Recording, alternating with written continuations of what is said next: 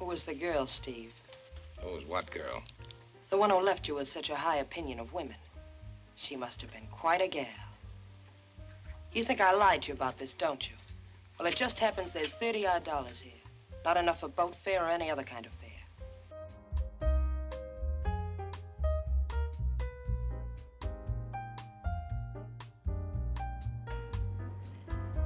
Regardless of what we believe about love, everyone knows the feeling of falling in it. I've got a shelf full of journals right over there about all those feelings. Anyway, chemistry, while explainable in science, is beyond the realm of comprehension by our modest minds when occurring in humankind.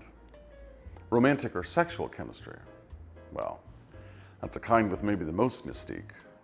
One of the most beautiful things about cinema is that it captures history on screen. And sometimes we're watching history between two people right there in the making. An early and alluring example is the film adaptation of Ernest Hemingway's 1937 novel, To Have and Have Not, produced in 1944. Like Casablanca, it features an American expat in an exotic location during the Second World War, and a simple plot about French resistance. Get down on that deck, Flap. You save France, I'm gonna save my boat.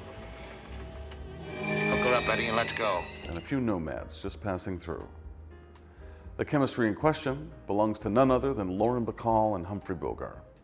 Hitmaker Howard Hawks directed, and Hemingway and his pal William Faulkner worked on the script, simplifying the class struggle of the story and adding some Hollywood flourish. The behind-the-scenes tale is told that Hawks bet Hemingway that he could make a film out of even his worst novel. And what a film.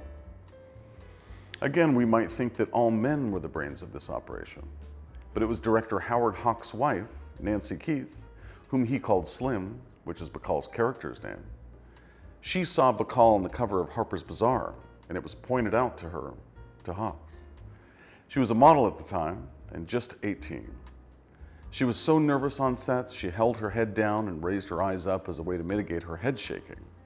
That and Humphrey Bogart making her comfortable with jokes and support helped create the persona she brought to life in this wartime classic. Great films are the culmination of great artists and big teams of people working in tandem. Writing, lighting, music, direction, performance. But watch Bogey's eyes as he watches Bacall. That's something you can't conjure. That's chemistry. An age-old mix of wonder, gravitation, helplessness, heart, and a couple other miscellaneous things. Fast forward to 2005, and we're introduced to Doug Liman's Mr. and Mrs. Smith, featuring two of the hottest stars of their time, Angelina Jolie and Brad Pitt.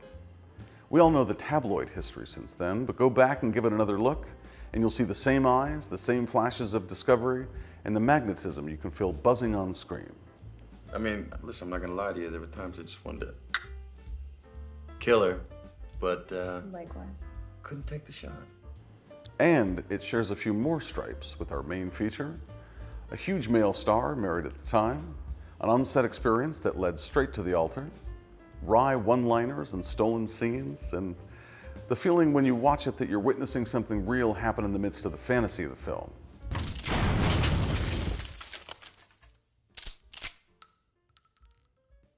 You still alive, baby?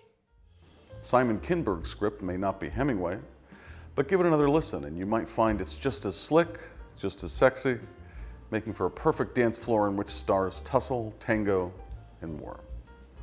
Meanwhile, I'll be enjoying watching the compounds mix, spark, and ignite from back in 1944. And here's a clue for what to watch for.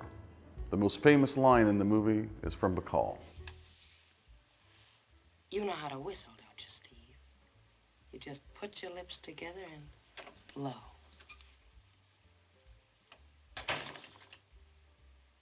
When Bogey died, at 57, in 57, Bacall placed a whistle on his coffin and uttered the most famous line from the movie. With a story like that, you might ask yourself, am I blue? But how could you be, watching unforgettable stars smolder and smoke? To Have and Have Not from 1944, and Mr. and Mrs. Smith from 2005. To the movies.